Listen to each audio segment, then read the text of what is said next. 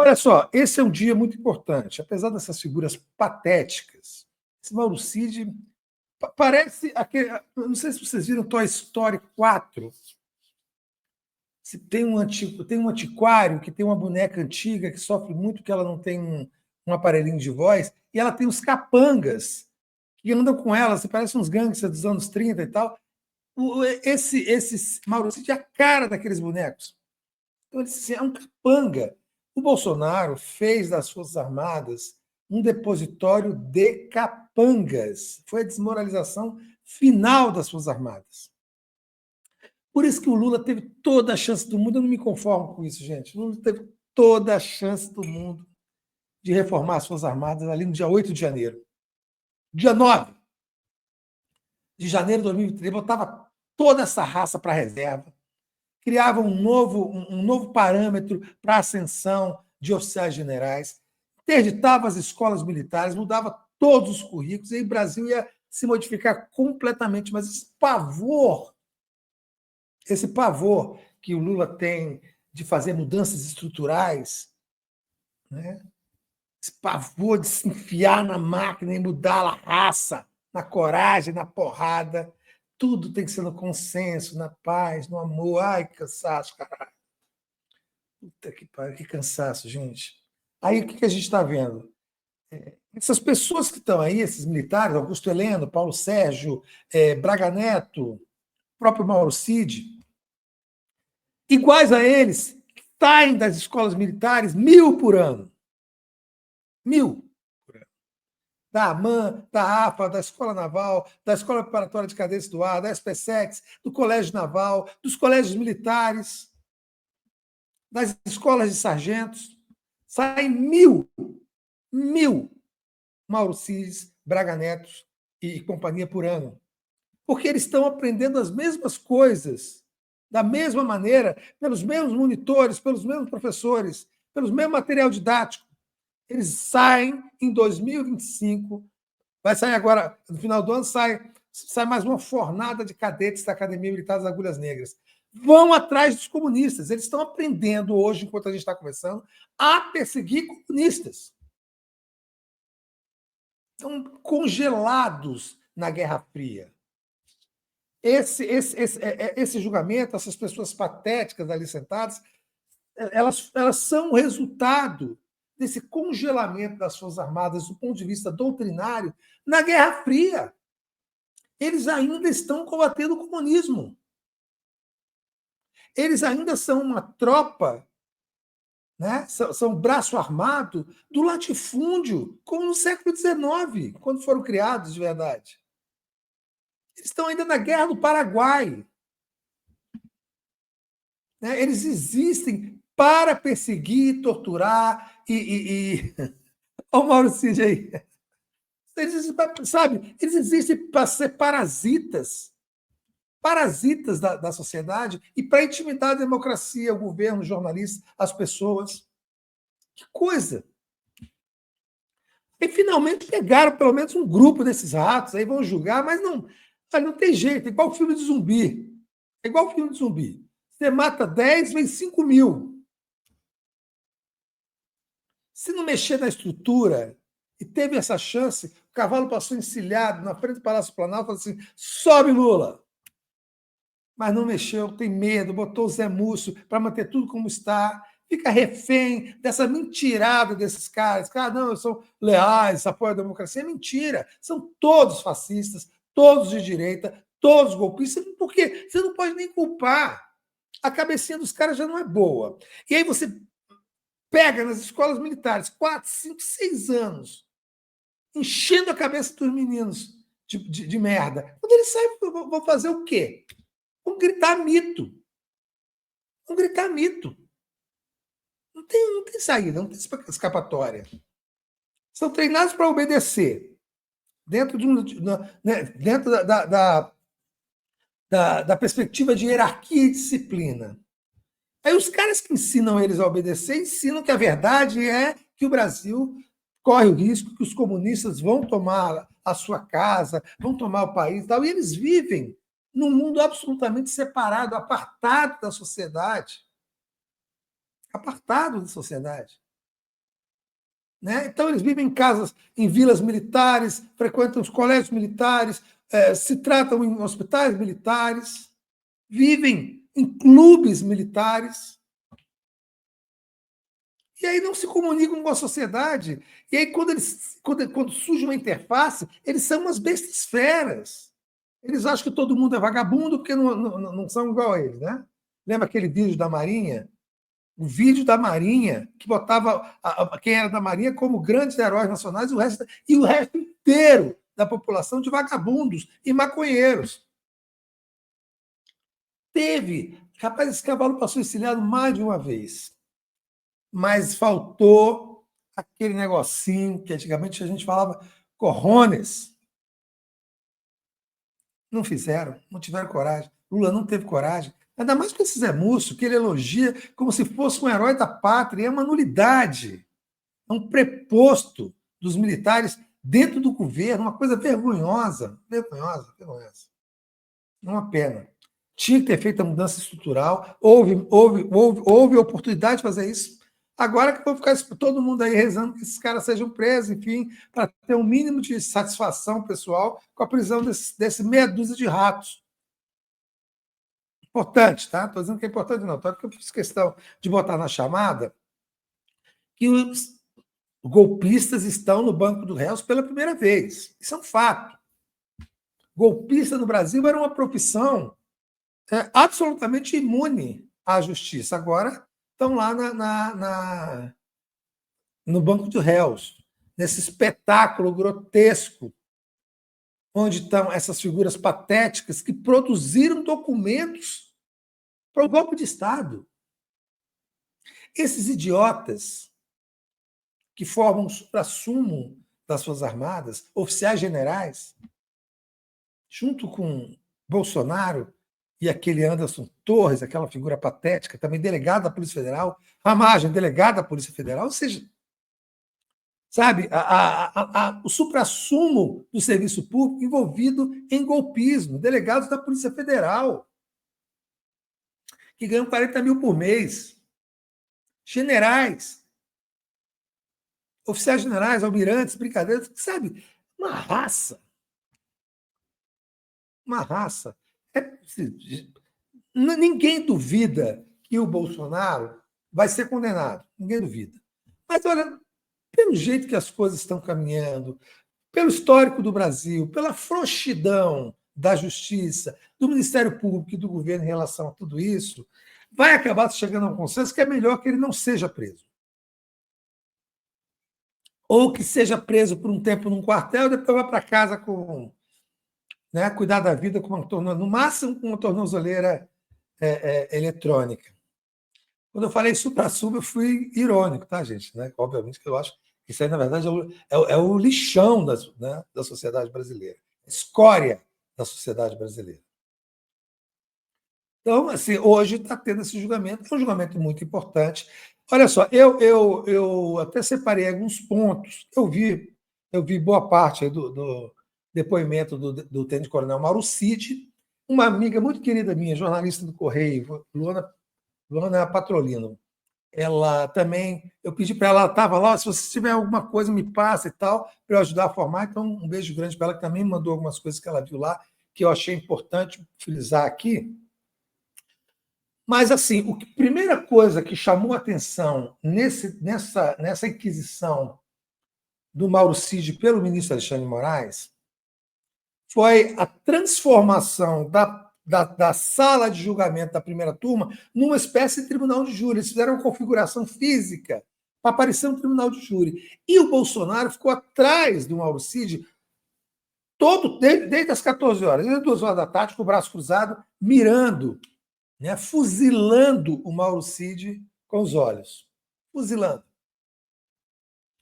O Cid deve estar apavorado com tudo que o Mauro Cid está falando de forma absolutamente clara.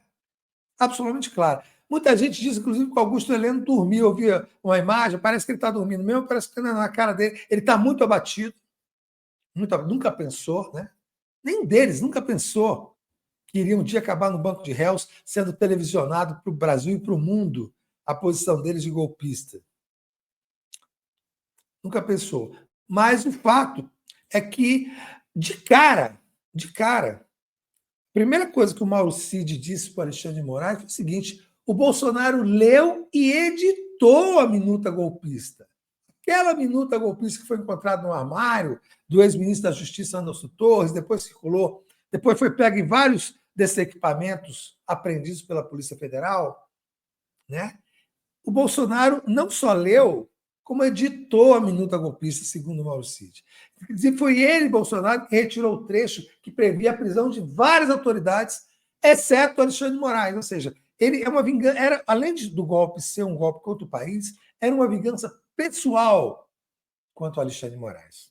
Pessoal contra o ministro Alexandre de Moraes, que estava em outro plano para ser assassinado, junto com Lula e o Alckmin, chamado Operação Punhal Verde e Amarelo. Mas, então, assim, o Alexandre de Moraes sempre foi o alvo dessa gente. Então, o Bolsonaro falou, não vai prender todo mundo, não. Lembra que eles discutiram, isso tá no depoimento também, discutiram que se fosse prender as pessoas, quem sobrasse no STF, daria um habeas corpus. E aí ficariam todos livres. Então, ele falou, vamos prender só o Moraes, né? Ia se criar uma espécie de triunvirato militar, que iria assumir o país para convocar novas eleições, e a gente sabe que eleições jamais seriam convocadas. Inclusive, se fala que eles dariam um golpe no próprio Bolsonaro, ou então o deixariam como presidente, mas como um presidente fantoche. Eles estavam armando a cama para o Brasil voltar, retroceder dos 100 anos e virar uma república de bananas de novo, com uma ditadura militar, né? O Mauro Cid, falou uma coisa importante também. Ele referendou uma coisa importante. Quando o Bolsonaro começou a contactar os comandantes militares para que eles aderissem à ideia do golpe, o almirante Almir Garnier era o mais radical de todos. Foi entusiasta, botou a tropa à disposição. Os outros dois do Exército, Freire Gomes e o Batista Júnior da Aeronáutica, embora fossem bolsonaristas, de direita, sujeitos assim, abomináveis nas opiniões, eles perceberam que colocar o deles naquela reta poderia ser perigoso. O Freire Gomes foi mais moderado, como o Mauro Cid, o Batista também, e eles não aceitaram. Aí diz que tem aquela hipótese que, ora, um diz que é verdade, o outro não, que o Freire Gomes falou, se você continuar com essa história, eu vou ter que te prender, falou para o Bolsonaro. Né?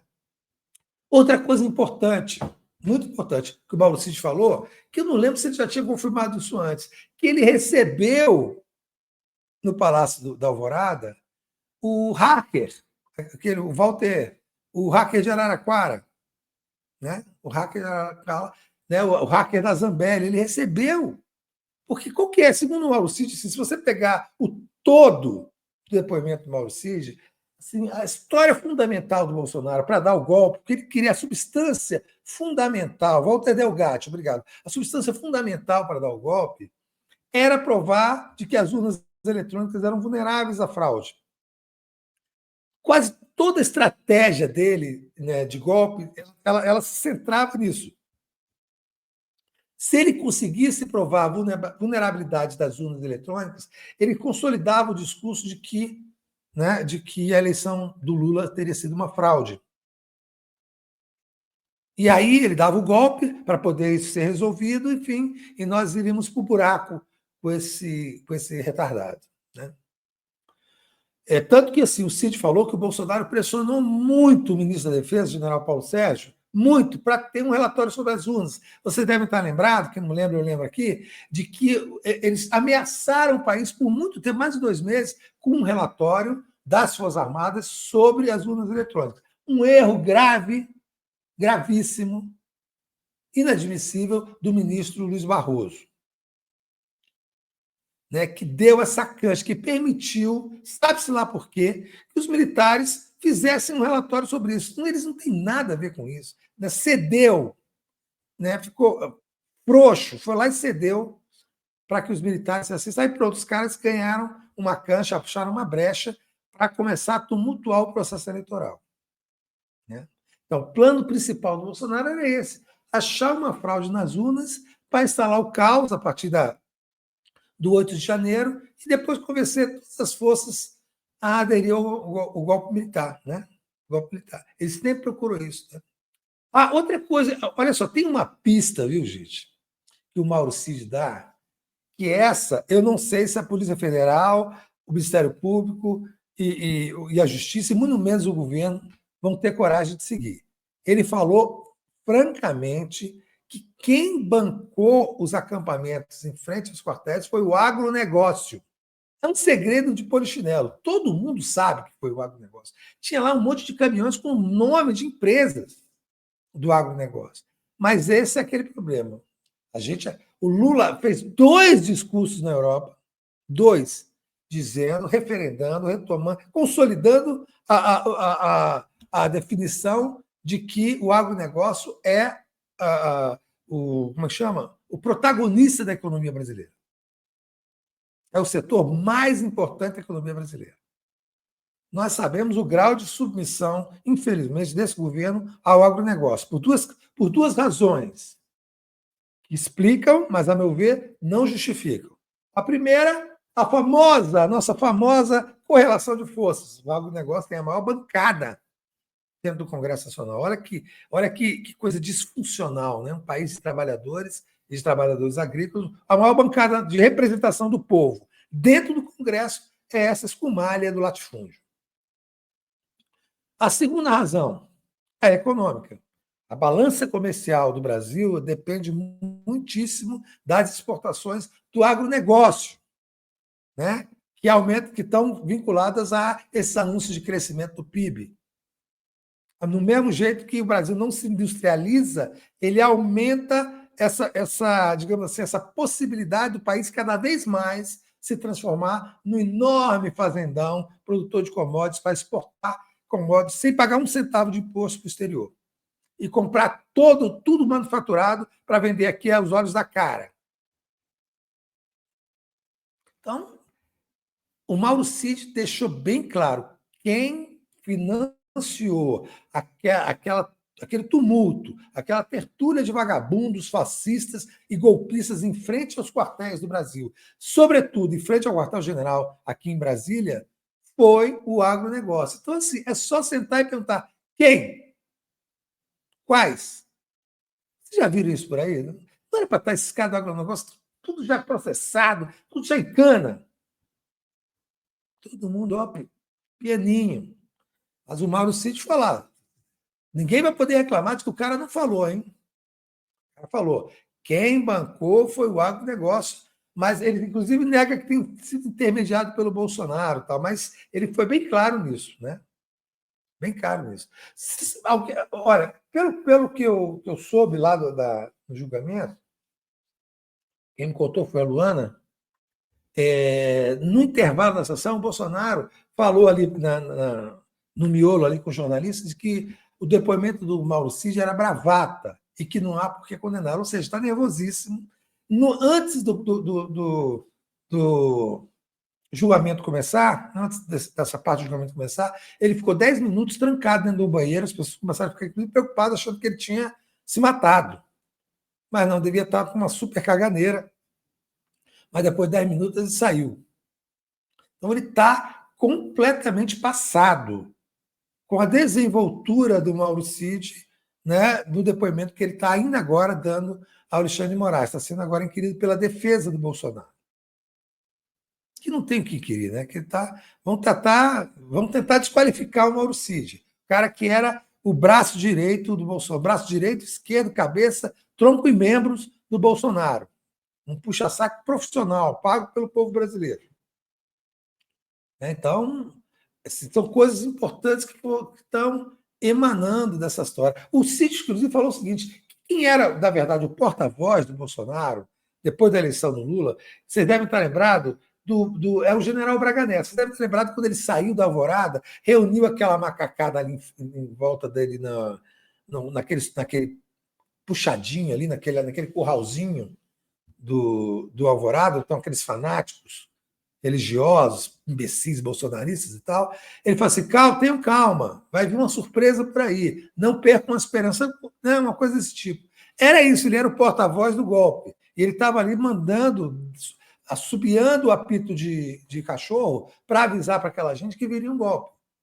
Vem novidade para ele, não percam a fé e tal. Era o porta-voz do Bolsonaro. O Cid falou, era o porta-voz do Bolsonaro. O Braga Neto, que era o candidato a vice na chapa com o Bolsonaro, em 2022, né? Então, assim, estavam juntos nessa história de achar uma fraude nas urnas para tentar detonar o golpe a partir disso. Parece que o único ministro, além do Alexandre de Moraes, que estava fixo lá no interrogatório, era o ministro Fux, né? Que participou. Enfim, tá, é um show. É um show. Mas um show importante. Nunca se viu isso no Brasil. Vamos ressaltar, porque isso é um momento histórico, tá? Isso é um momento histórico. Nós vamos lembrar desse momento histórico sempre, em que um ex-presidente e seus capangas militares, generais, oficiais, superiores, sentaram no banco dos réus para serem julgados por golpe de Estado, tentativa de golpe de Estado. E eu espero, sinceramente, que isso se reverta numa condenação, uma punição séria, grave. Mas sem fazer a mudança estrutural das Forças Armadas, o que eles vão fazer é se esconder, submergir, como é que chama? Aglomerar-se de novo, né? Recompor as forças, e quando a burguesia e as classes dominantes precisarem deles para dar um golpe, eles vão estar completamente à disposição. Completamente à disposição. Até lá ficam todos pianinhos, né? As Forças Armadas apoiam a democracia, conversa fiada. Se não mudar a doutrina e a instrução deles nas escolas militares, nós vamos continuar tendo fábricas de fascistas despejando fascistas todo ano pelas portas das escolas militares. E vai piorar, hein? Vai piorar porque agora, no ensino fundamental, além dos colégios militares tradicionais, estão surgindo essas escolas cívico-militares, que essas são criadouros de fascistas. Você vai ter uma sociedade onde o fascismo ele vai estar capilarizado no sistema educacional.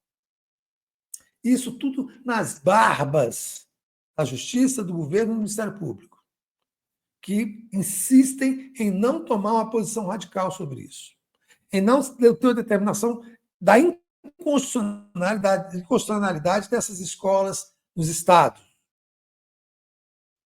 Insistem em deixar as coisas irem acontecendo até se tornarem insuportáveis. Nem um único pronunciamento do MEC sobre isso, hein? Nada. Era para estar o ministro Camilo Santana cuspindo marimbondo, dizendo que isso é um absurdo. Mas está todo mundo, olha, não é comigo, não tem nada a ver com o governo federal, essa coisa, cada um cuida de si e todos se lascam, né? Todos se lascam.